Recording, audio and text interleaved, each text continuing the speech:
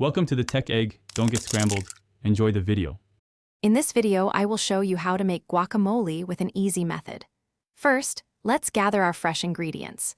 You'll need 3 perfectly ripe avocados, 1 small red onion, and 1 jalapeno for a little kick.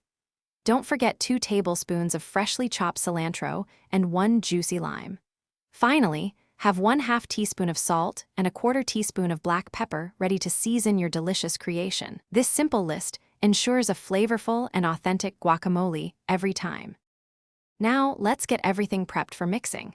Carefully have your 3 ripe avocados, remove those large pits, and scoop all the creamy green flesh into a medium-sized bowl. Next, finely dice your 1 small red onion and mince the 1 jalapeno, making sure to remove the seeds if you prefer less heat.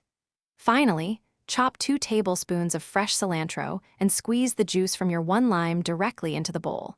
These steps are quick and easy. With all your ingredients prepped, it's time to bring them together. Using a fork or a potato masher, gently mash the avocado to your desired consistency. Some prefer it chunky, others smoother. Then, add in your finely diced red onion, minced jalapeno, and the 2 tablespoons of chopped cilantro. Pour in the juice from your 1 lime, along with 1/2 teaspoon of salt and 1/4 teaspoon of black pepper. Mix everything thoroughly until well combined. Your homemade guacamole is almost ready to enjoy. Before serving, give it a quick taste test and adjust the seasonings if necessary, perhaps a little more salt or a squeeze of extra lime. Transfer your freshly made guacamole to a nice serving bowl. For best flavor and texture, serve it immediately with your favorite tortilla chips or as a vibrant side dish with tacos or burritos.